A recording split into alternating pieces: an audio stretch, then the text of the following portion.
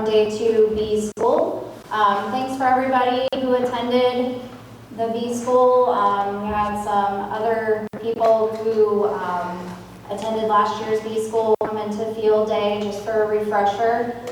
Thank you, Rodney, for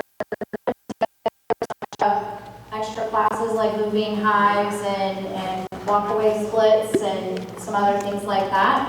I saw like, what, you had 2 groups of 4 for that?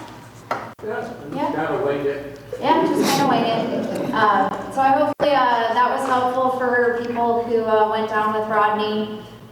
So we just have, you know, some fun pictures up here. Today, I guess just a little bit of housekeeping. I don't have my slides up here because these were just better slides showing off everybody. Our next big thing is queen rearing, and that, I have to get back into my computer for, is going to be May 16th, as long as it doesn't rain, from 9 to 3. It won't. And that's going to be at the, we're still doing that at the UGN, or UNG, Armory, the Armory. The Armory in the classroom where we were before, somewhere around there. So we're doing okay on spots. Hopefully, I didn't look before I came. But limited spots for grafting again. For grafting queens, everybody wants Bill's queens. So if we still have spots, it should tell you if you go on the Forsyth website and you want to sign up to get some queens. You can get up to 4 queens per family. They're really good queens if you manage to get that many, and you're like, I don't know what to do with all these queens. So that's May 16th, 9 to 3. Backup date is going to be the following Saturday, May 23rd. Our main meeting is going to be Thursday, the 28th, so at the end of May. We still have our Blue Ridge Honey Company tour with Bob Binney on Saturday, June 6th at 10 a.m. up at Blue Ridge Honey Company up in Lakemont, Georgia, so that's like an hour and a half away. I know everything he's So got. if you want to go on a long trip, just have that planned. Our UGA beekeeping testing, hopefully sometime in July. We're still getting that ready. I don't know how many people, just kind of a reminder, it looks like the Journeyman, June 20th in Albany, Georgia, if you want to do that. If we have enough people interested in the UGA certified testing, Terry a lot of times will do a study sessions for that if you guys want to, or she has interest in that. And then July 11th will be our disease and disorder class, so it's kind of our continuing learning series for the programs through Forsyth. So our next big one, queen rearing if you're interested, and then the disease and disorders class in July will be another big one for the newbies here in the club. Other than that, I don't know. Grafting limit is reached, but you can still come if you don't graft. You can still come and learn about queen rearing itself. Other than that, today's speaker is our own Butch Sheldon, talking about hive products. So I'm going to let him go ahead. We'll just get started. Hopefully, he has a lot of information, a lot of good information for today. You got me plugged in? If we have any more time, maybe we can do any question-answer sessions if anybody has questions. We try to do a little bit before, but if we have time, maybe we can do some after. That's all I have. Oh, there's also snacks over here, same as usual. Oh, it's right there. And I need to turn this on, don't I?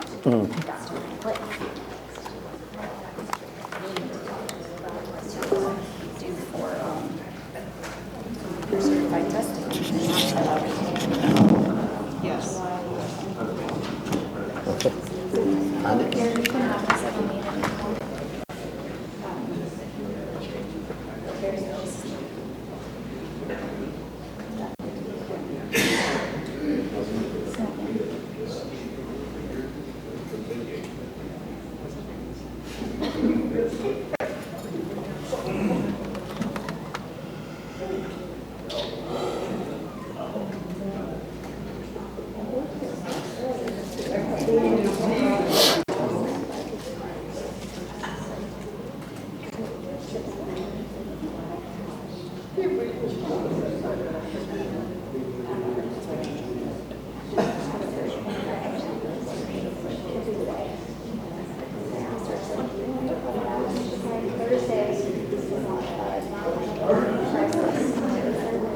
Well, I need to sign in on your thing, Bill. See what it's showing? Sign in. Sign in or create an account. I don't know. Close.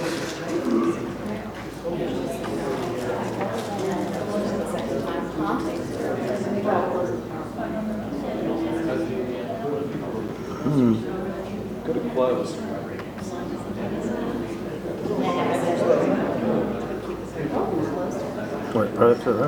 Yeah. Oh, there it is. It didn't. That holds your mouth just right. Yep, I guess so. Let me get down to where I want to start. It's a little out. It's a little out. Somebody with cataracts. No. Focus on it. I mean, we can turn on this for like.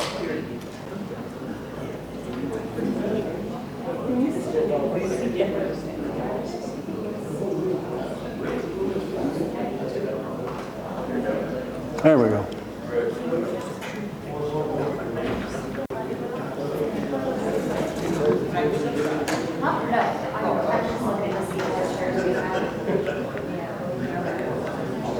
Yeah, it's a little out of focus.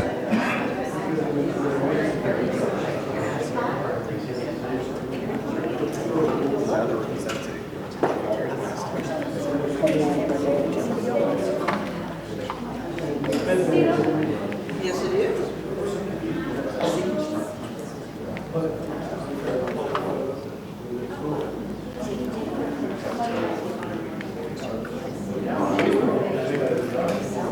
I was just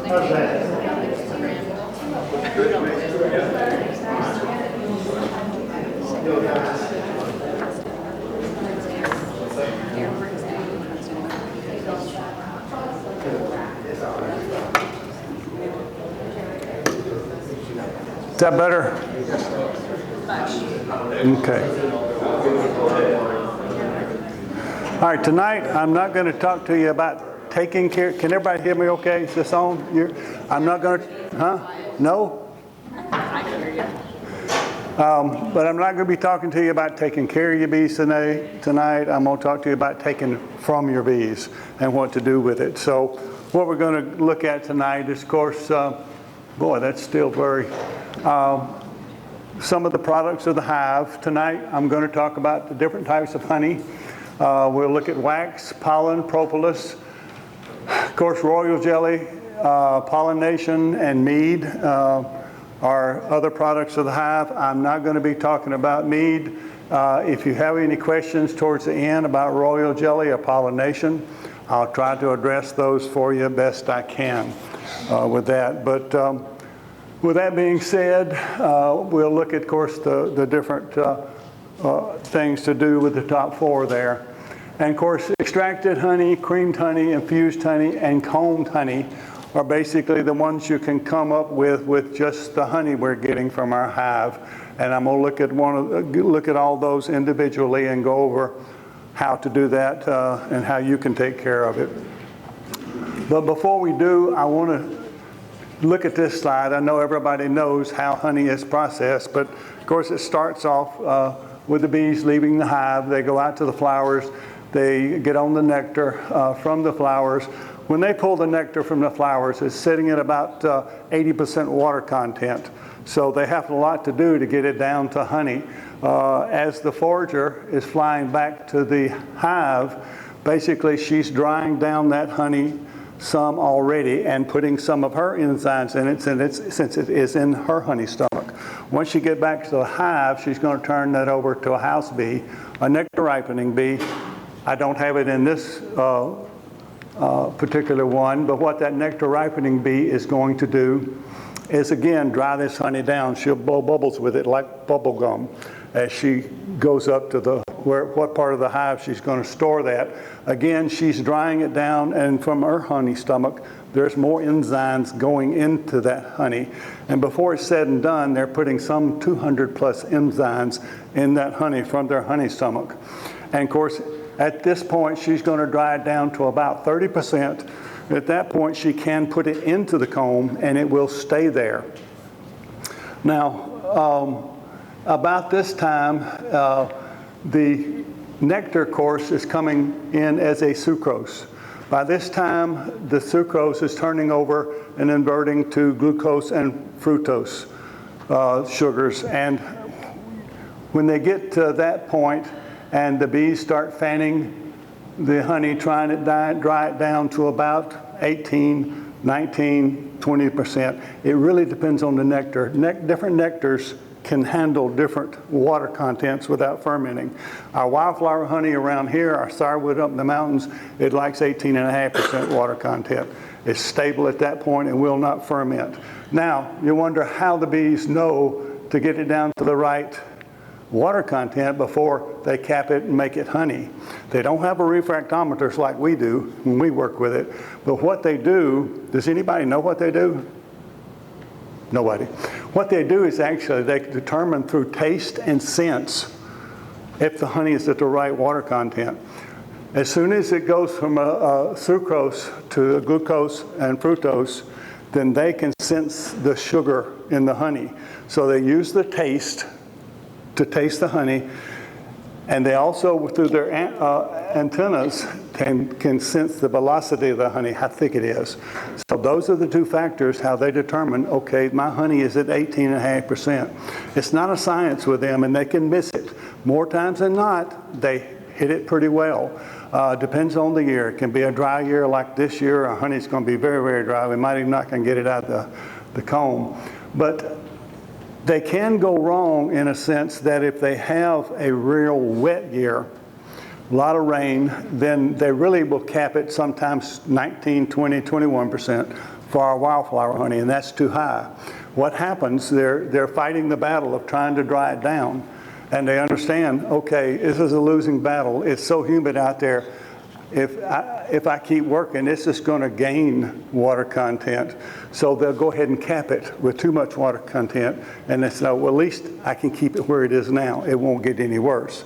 The other situation where they might cap honey a little too wet is if the nectar season is really, really strong. They got more work than they can do. So they'll get it down to a certain point, and they say, well, I've got honey coming in. I got to go ahead and cover this honey up because I've got honey to process. So sometimes with that, they'll cap it with too high a water content. But more times than not, the bees have done it right before they move it up to honey. But I can tell you in some some humid years, I've pulled in honey and had capped honey 20, 21%. That's too much for our wildflower honey. It is going to ferment. But anyway, that's how the bees do that. So how do bees really get honey? And a lot of people probably know this too. The bees will travel 3 to 5 miles, and they'll do about 30 flights a day. So you can see they're traveling quite a long time. And of course, as I said, it takes 2 million flowers to create 1 pound of honey. I know everybody's heard that it takes 12 bees a lifetime to make a teaspoon of honey. And of course, with a super of honey, it takes about 6,000 bees in producing that 7 pounds of honey, but just a little trivia there. Before we get into the other part, there's a little bit more. It says, what is raw and natural honey? It simply means not heated, not filtered. Straining is acceptable. There's a difference between straining and filtering. Filtering knocks it down really, really small. It can even take some of the pollen particles out, and that's why raw honey cannot be filtered. And of course does not contain any additives. And of course the National Honey Board says that honey as it exists in the beehive, obtained by extraction, settling, or strained without adding heat. So that's what actually honey is. I know a lot of people have questions. I get it a lot at the booth at Alpharetta where we sell honey. What's the difference in the light and the dark honey? There's a lot of difference in the light and dark honey. Of course, in this area, we get 3 types of honey. We get light in April. Usually by May, it's going over to amber. And then by late May, June, and it doesn't happen every year, but we get a lot of dark honey. But you can see the difference between light and dark honey. It's the minerals. And look, some of them are huge. 700%, 1,263% more in the dark than in the light. So it is a big difference between the dark and light honey. And of course what happens with the light honey, it is very light, it's very sweet, has a nice floral flavor to it, a beautiful honey.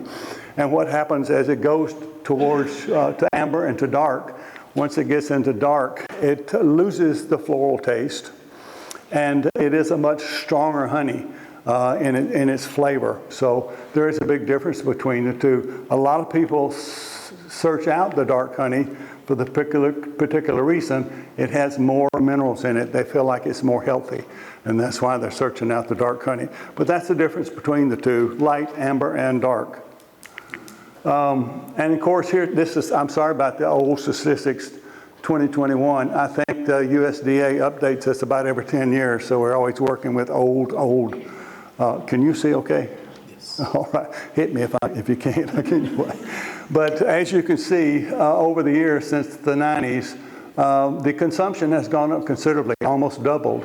Unfortunately, our production has gone down, and with that being said, the imports going up. What happens, the USDA looks at this figure, they deduct this figure from it, and they say, okay, this is how much we allow to have imported this year. Unfortunately, us as beekeepers, we're not very good reporters. So we could actually raise this figure considerably if we would do better reporting. If we did that, then this figure would go down and help the price of our honey. But that's the way it is. In agriculture and farmers, they just are not good reporters. But anyway, that's just to look at that. This one's about the same thing, so I'm going to skip it. So next, I'm going to look at harvesting honey. There are a lot of different ways to harvest honey. I'm going to go over all of them for you. I know we got some new beekeepers, so you might be interested in this. The first one I'm going to look at is, of course, called a fume board. What happens, this is a board that's made that will fit exactly on top of the supra. And inside here, it has a felt that's attached to it. And it's a very thin felt, about 1/8 of an inch. And you take one of these agents, this is honey robber, there's others you can do, and you'll spray this agent on this fume board into this felt, and then you'll take this board and lay it right on top of the supra square. Leave it for about a minute or two, and you'll hear the bees up into a huge roar. As soon as you hear that roar, you want to take this fume board and twist it sideways so all 4 corners are open about 2 inches or so, and the bees will come flying out. And eventually, after about 5, 6, 7 minutes, they will empty this top box. Now, this only works good when you got a lot of heat, you got a lot of sun. They can shine on the top of this. It's needed to make this agent really give off its scent and fumes and move down through that. So doing this probably in April or early May, if it's cloudy, I've never had good success. It's very difficult to get the bees out of that. This is a process I use when I want to take all the supers off, usually at the end of the year, or if I want to take more than 2. Because then what you do, once you get the first one off, you just lift it away, take that and put it right back down on the next one, and do the same process over and over till you get all the supers off.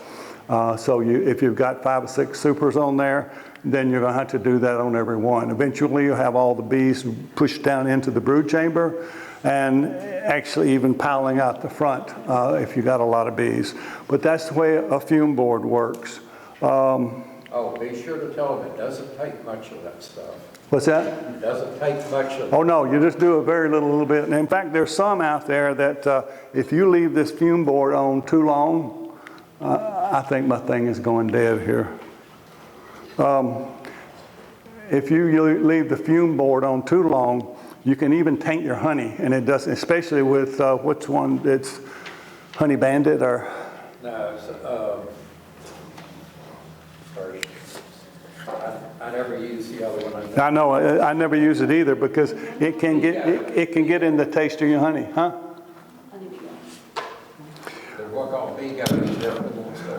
My thing has gone completely dead, so I'm going to have to stand over here and do this probably. Bill, do you have a pointer in yours? Or can we switch to yours? Is it honey be gone? What's that? Honey be gone? Is that what we use? I can't hear you. Honey be gone. Is that what Honey you use? Yeah, that's the one. It is awful. You got your little, Pointer, use your clickers, your clicker gone. it's gone too. So if you'll just plug yours in. But anyway, you have to, yes, use that very sparingly, because otherwise you will taint your honey. And if you're putting in a honey show, that's the first thing Rodney's going to do is smell your honey. And if he smells that agent in there, it sits on the back shelf. It doesn't get to move forward. So anyway, the next one I like to do is, and where's my pointer? Is that it? Yeah. I like these beescapes, they're called. What you have here is a little triangle. It's like a maze. The bees will come through this hole and go through the maze, and it's so screwy that they never get back up in there. What's going to happen, you're going to put this on top of that super with the maze pointing down towards the brood. And you'll just take that, and you can actually do more than, you can do one supra, or you can do more if you want to. I normally, until, as I said, get to the end of the year and taking all my supras off, if I want to pull 1 or 2 supras, I love these bee escapes. They're around $20, $25 if you go buy them. They're easy to make if you buy one and use it as a pattern. But if you're wanting to get more than one box, you need to leave the boxes on there at least 24 hours per box to get them out. So what happens, I'm going to lift up this supra, I'm going to put this brood down. On top of that, I'll put the supra right back on top of it, come back the next day about the same time, and all the bees are gone down. They can't come back up because of this maze. They don't know how to get back up in there. Sometimes you'll have maybe 25, 20 bees in there that will just stay in there. I don't like to use this more than 2 supras at a time. Around here, with the hive beetles we got, you know, the larva will hatch in about 4 days. So if I leave this on there 2 days to get my 2 supras, and then I maybe got 2 days in the drying room, I'm at the hatching stage for the larva of the hive beetles. So I don't like to do that. Now I know some of our, Bob Benny, if you watch some of his tapes, he'll put this under 5 supras and come back in 5 days, and he doesn't seem to have a problem. So I don't know. I'm just afraid to put it under that many different supras. But this is a very good tool to use. It's very simple to work with. Some of the other, of course, if you just got one hive and you want to just get a frame or 2 out, then you can certainly use a brush and just brush the bees away.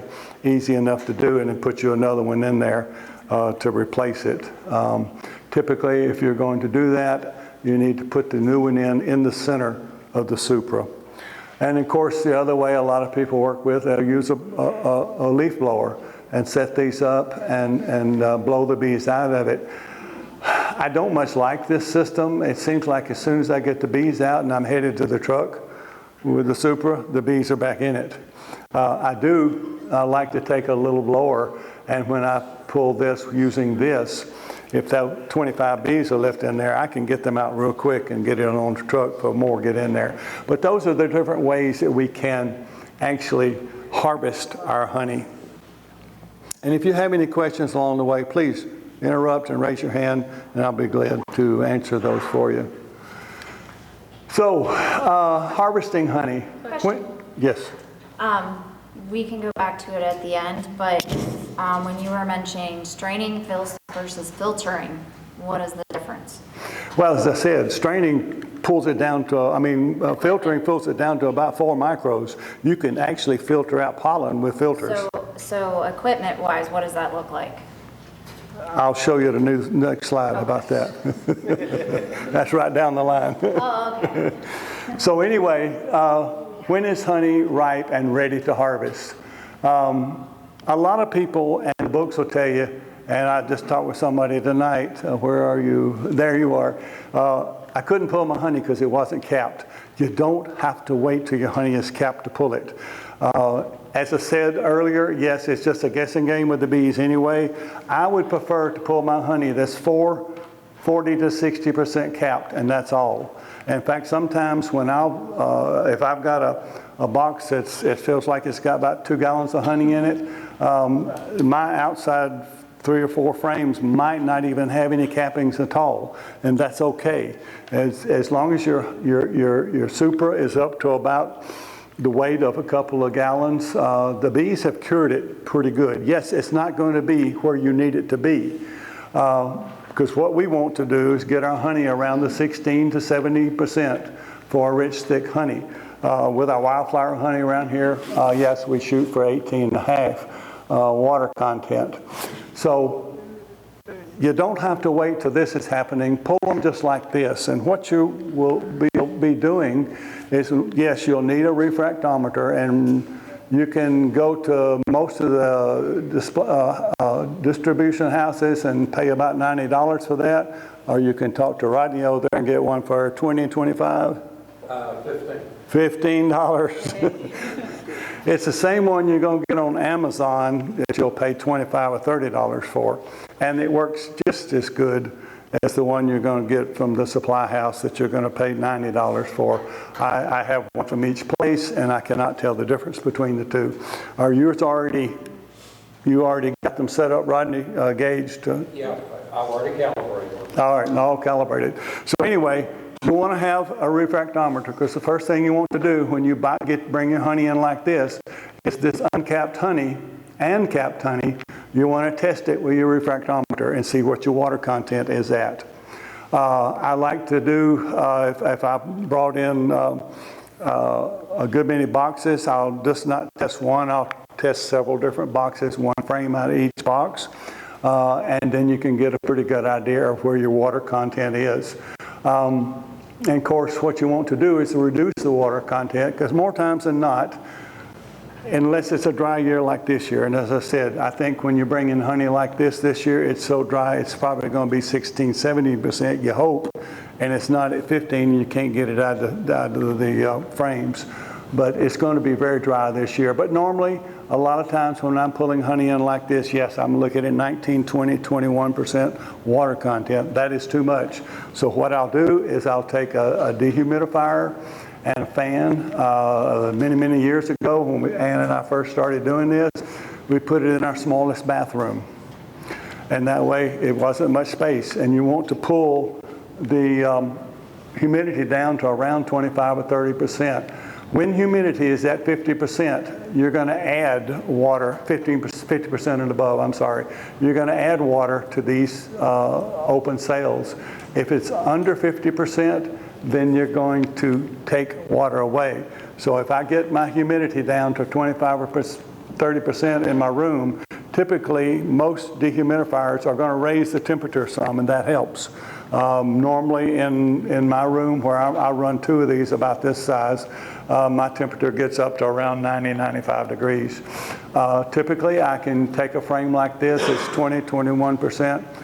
Leave it in there a couple of days, and it's ready as long as it's around 30% and the temperature's up. And you want to run a fan with that.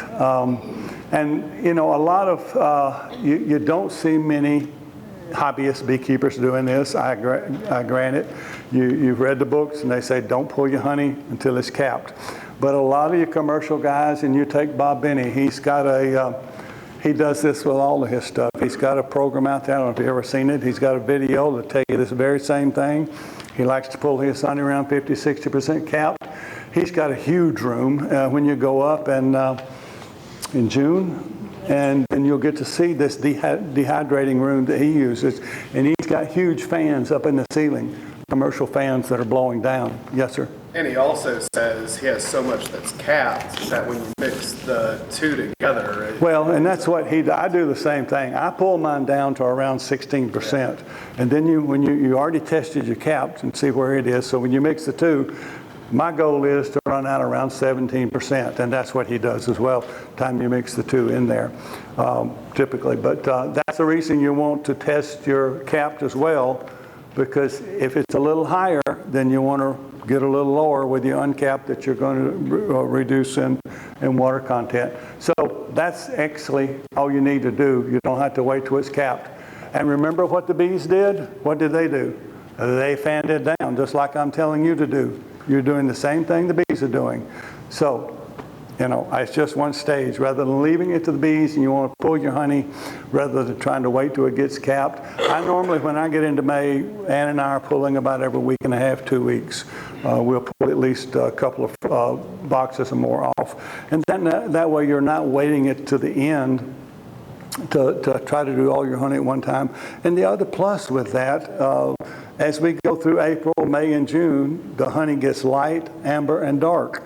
And if you do it every couple of weeks, you'll get a lot of amber honey, a lot of light honey, and a lot of dark honey, rather than it all being mixed. Because if you leave it all on to the end and extract it all at one time, you're going to have just amber honey. But anyway, that's a good. How do you stack them in your drying room? And that's a good question. I should have said something about that. You want to put the first one down. I like to put a 2x4 down so it's off of the ground. I'll sit the first one down 2x4. The next one goes this way. The next one goes this way, every other way.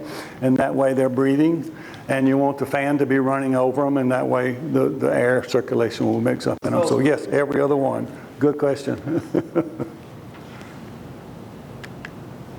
All right, harvesting honey. Several ways to do that. Of course, if you're just using a few, you can use the crush and strain.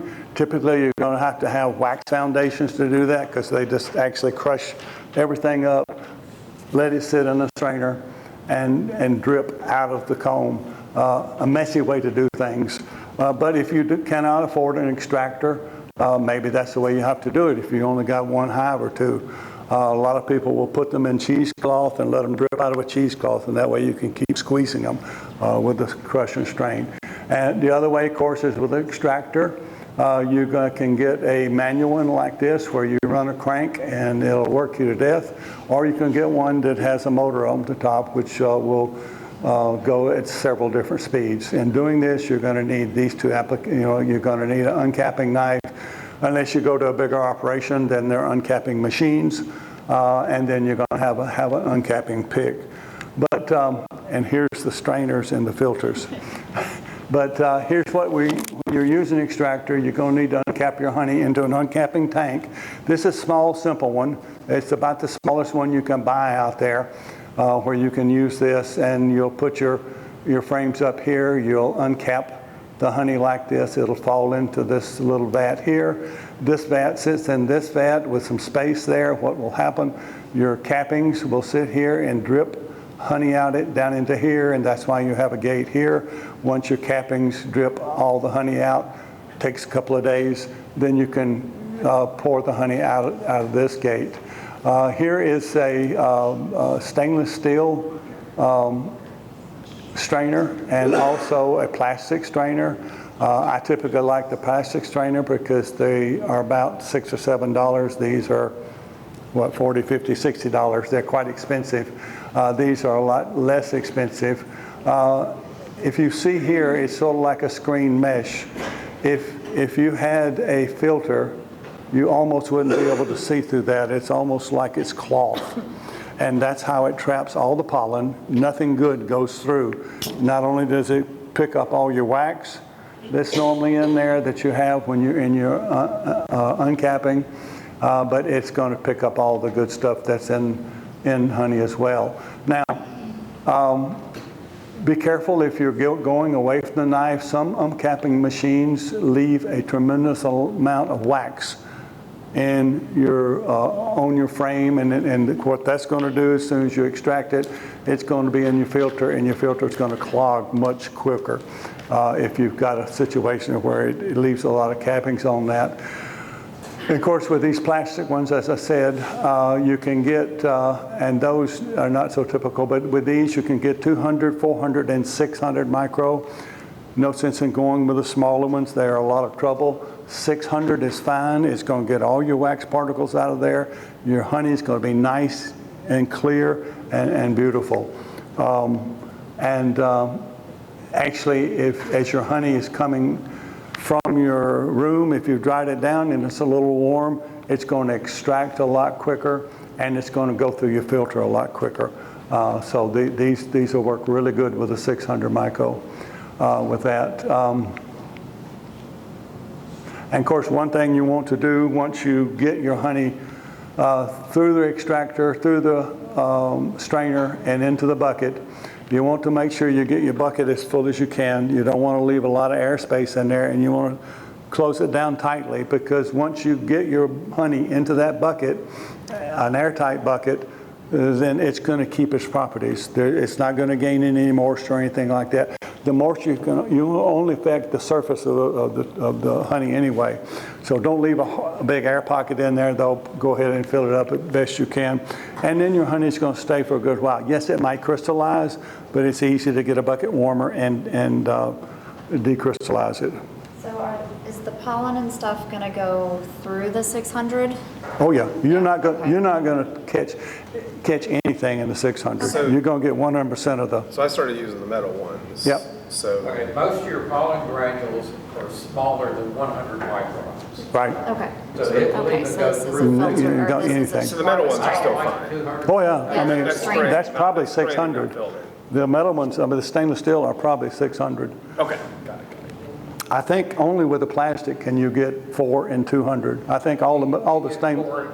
You can get a 200 in plastic, but. No, but I mean 200. But in a stainless steel, I don't think you can. You can't get 200 in stainless. Yeah, that's what I'm saying. Only with the plastic. And you can use that. Everything's going through it, but your honey's going to really be slow trying to filter through it, or strain through it. So don't go with that. Go with the 600. That's plenty. Oops. And of course, there's a lot of different ways to clean your wax. You want to take care of these kiss capping wax. This is precious wax with that. It's the wax that's only been in your hive for what, 2 to 4 or 5 weeks. It's new wax. It doesn't have chemicals in it. And this is a wax you want to use with your cosmetics, candles, and things like that. There are a lot of ways to clean it up. You can with that decapping bucket, actually once you get all the honey out of it, you can actually fill that decapping bucket up with water and wash them out like that where they're in the upper box. Or you can just use any type of way to wash them out with water. I don't like to do this. It tends to, I don't know, to me it just takes too much away.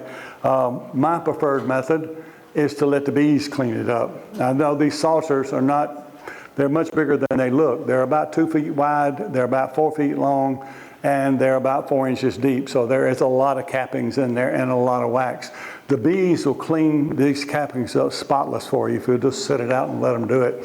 And to me, at that point, they still are a little infused with honey rather than washing them. So to me, that's a better product to use in your cosmetics and things like that. And they can pretty much do it in a day. Typically, I'll leave this out a second day, and by that time, and I'll stir it up a little bit, the bees have cleaned it up pretty good. And of course, if you're working with your supras and you're done with them for the year, just leave them out too. You crisscross them so the bees can get in every exit.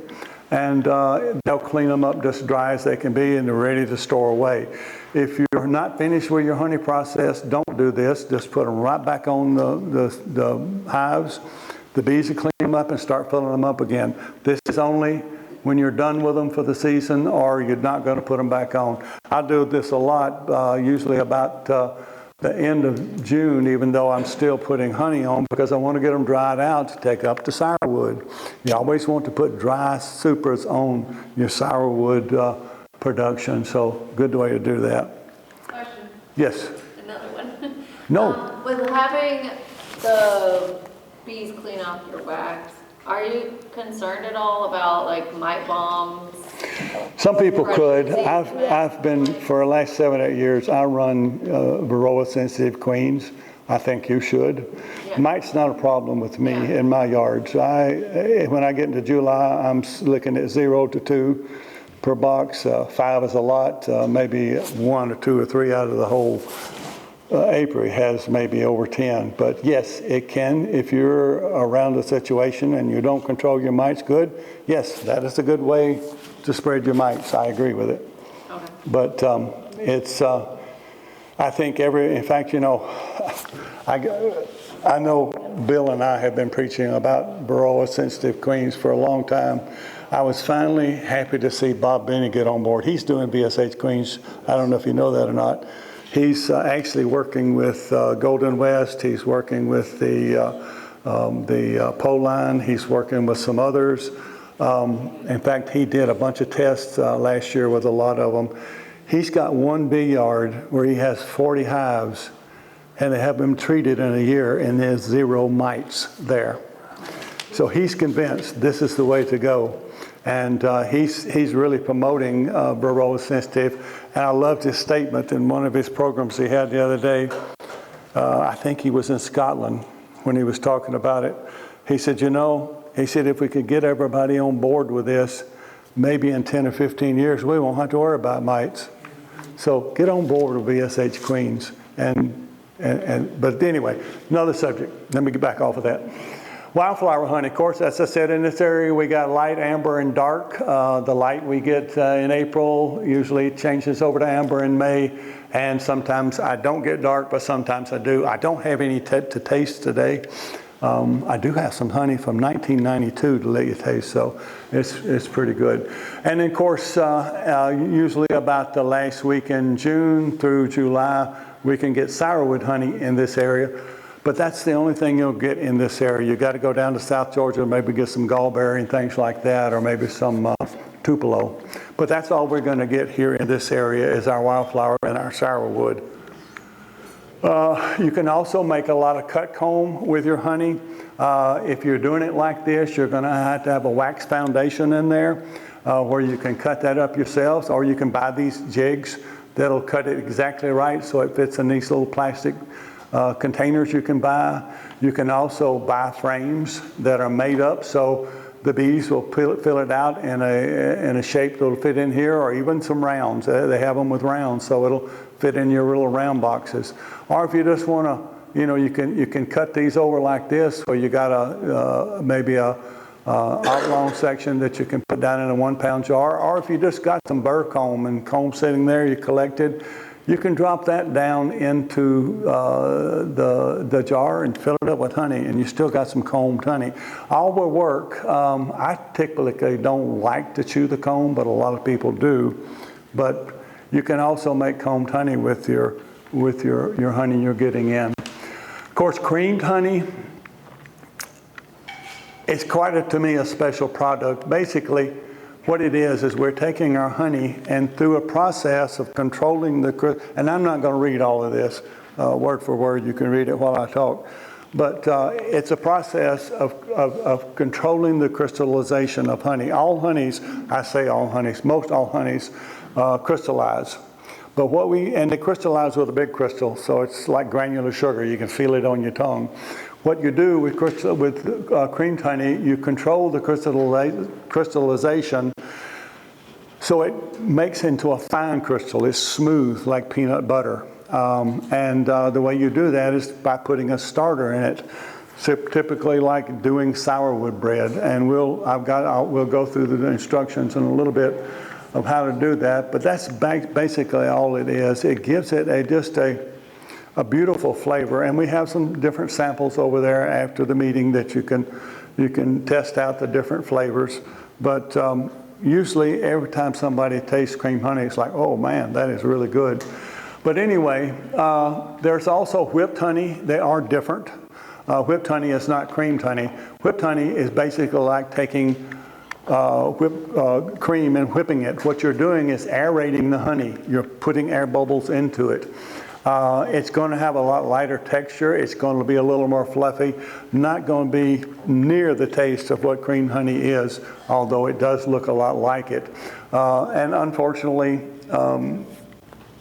whipped honey can turn back. It's not going to stay like that forever. Where creamed honey, as long as you keep it at the proper temperature, it will stay as creamed honey. And of course, here's some comparisons as far as creamed honey and whipped honey. And of course, production process is one of the things that's really different. As I said, the consistency is completely different in with that, and texture with that. And of course, you can flavor both of them. with that, or if you just take the natural flavor that whatever honey you're using, then you can enjoy that. And as I said also, creamed honey is much more stable with that. The only thing that will make it turn back if you get it too hot. Typically it likes to stay around 75 degrees or colder once it is crystallized. All right, you can have two types of crystallized creamed honey, pasteurized creamed honey or raw creamed honey, a little different in the way you make them. And now we'll look at the instructions on how to do this. Of course, step one is you will need to make sure that all the honey that you're using has 0 crystals in it. Because if it already has started crystallizing, it's going to mimic those crystals, not the ones you put in there. And then you're going to turn out that you've just got normal crystallized honey. So what we're going to do is we're going to get all the crystals out. If you're using fairly new honey that haven't been out of the hive very long, then you're probably okay. But if not, then you need to go ahead and make sure that you're not doing it with crystals in there. So the pasteurized creamed honey, you're going to heat your honey up to 155 degrees for about 15 minutes. You want to cool it back down to 70 degrees, and that way you know you've burned up all the crystals in there. There are no crystals in that honey, so it's going to mimic what you put in it. If you're using raw creamed honey, if you're not comfortable that your honey might not have some crystals in it, typically you can put it in a warming bucket and for about 24 hours, maybe 48. You want to try to keep your honey around 90, 95 degrees. You definitely don't want to go over about 110 for more than a day or two. So once you do that, then you pretty much say, okay, your honey is pretty clean of any crystals you don't want in there. And then you can make sure your honey in both cases is cooled back down to at least 70 degrees, and then you can go to the next process. Of course, step 3 is you'll want to add your seed creamed honey. And of course, the best way to do this, if this is your first time, is just go to the grocery store and find the nicest, smoothest honey you like. Ann and I started, I don't know how many years ago. We were up in Maine 15, 20, 30 years, 20 years ago, I guess, and she found this jar of creamed honey in the store up there. Huh? And boy, he got on to me because of the price of it. I know, it was very expensive. I said, why do we need that? I tell you what, that's the best creamed honey I've ever tasted, and that's the seed we still are using today. So we've been doing it over and over again. So anyway, find the best seed that you like, a nice smooth honey, because whatever you start with, that's what you're going to get. And of course, you want to add that to your creamed honey. And again, always keeping your temperatures down at 70 degrees or under. Typically, I'll stay in the 60s. It's a little more difficult to work with at 60. It's going to slow your process down because your honey's not going to move as fast. But then what we want to do is add the seed at 1 part creamed honey that you're going to seed it with to 10 to 15 parts of raw honey. You can go up to 15. Typically, I stay at 10. That way it tends to crystallize a little quicker. And of course, once you get that all done, then if you're going to add any flavors to that, once you add your seed, this is when you want to add your flavor, because at that point, the process is started and your cream honey is going to set up relatively sometimes quicker than you want. So anyway, add your flavors right away if you want to do different flavors at that point. Question? So I've never seen 10 to 15. I've done like 7 to 10 or 8. What's that again? 7 to 10 or 8 parts. 1 part Like seed. 1 part seed to 7 to 8. You can do that, honey. but So the 15, if you use 15, does it just take longer? Yes. yeah, Okay. it will. And that's why I stay at 10. Got it. And I've been doing 10 for I don't know how many years. It works great. Normally in a week to 2, my honey's already crystallized with that. Let me get away from that speaker before it yells at me. We always make our cream honey in the wintertime because it takes 4 to 6 weeks for it to set up when it's cold. You push it in the refrigerator, but for us it gets too hard. Yeah. Yeah, and if you're, we usually like to do that. And if you're, as I said, she said, if you're working in the summertime, you're going to have to put it in the refrigerator. I had to do this year. We put ours in the refrigerator to cure it. The spring was just too warm. Normally we'll keep it in the garage because it's always perfect. You want to, and later on, you want to keep it at 50 to 55 degrees. 55 is plenty. Don't get any colder than 50. Unfortunately, when you do put this in the refrigerator, the creamed honey gets harder than you want it to be. It's not a smooth consistency, but you can cure it back to where it is. It sometimes takes 1 to 4 weeks. Typically, you're going to need to keep it around 70 to 75 degrees. And if you want to try to push that envelope, watch it carefully. Maybe if you keep it around 76, 77, 78 for a day, but watch it. Don't let it cream back. It'll get softer. But the refrigerator just makes it, I mean, you can't hardly even get a spoon in it until you let it cure again with that. So, like Ann said, it's a great wintertime project to do. Make your cream honey then. Then you can sit it in the garage and it's just perfect with that. Step 5, of course, when you see the honey, when you tilt it sideways like that and it doesn't move, then you're ready to go. Now, if you should stir that up a little bit, it's going to make it loose. And when you do that, it's going to stay loose. A lot of people like to do that because they want to put it in a squeeze bottle and make it work out of a squeeze bottle. I would prefer to not do that and just work with a spoon, dipping out what you need. Again, you want to keep this under 75 degrees with the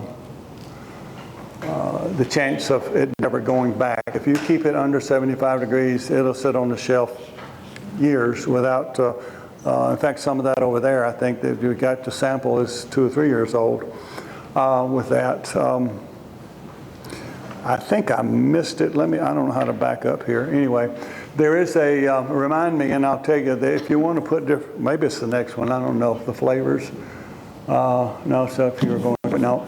And as I said, you want to, if you turned out really good and you liked your cream honey, you want to keep back a batch of it. We forgot to do that last year.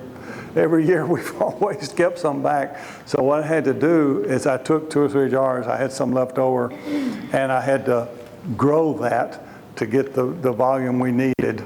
So yeah, always keep enough back to make what you want to make next year, and that way you won't have to redo it again with that. There is a good place to get flavors if you want to flavor it. Typically, I like to, if I'm going to make a strawberry or a peach or something like that, typically I like to use dried fruit. You don't want to put fresh fruit in there because it could raise the water content. And if you do that, then you could have your honey ferment. But I like to put dried fruit in it rather than, and you just grind it up real good, make it into a powder and mix it in there. It just works really good versus using some type. And the different flavors you can put in there, those are good too. I just like to go natural a lot of times. And of course, here's a place that you can order those different flavors if you want to work with it. You see the difference in the two. If you start off with light honey, you're going to end up with light creamed honey. If you start off with dark honey, like maybe the dark wildflower, you're going to get dark honey, unfortunately. I typically like to work with this. A lot of times I'll, if I can get my hands on it, let's get clover and work with that. Clover is a good honey. It's high in glucose, and of course the higher in glucose it is, the quicker it's going to crystallize for you. But here are some of the flavors that work real well. Cinnamon is really good. Golly, I mean, you get that on some buttered toast, and it's like cinnamon bread or cinnamon toast. It's really nice. So you can do that, and of course, once you, as I said, once you get your seed in there, that's when your flavor goes in right away. One thing I didn't say earlier, I should have, when you're mixing your seed in there, you want to mix it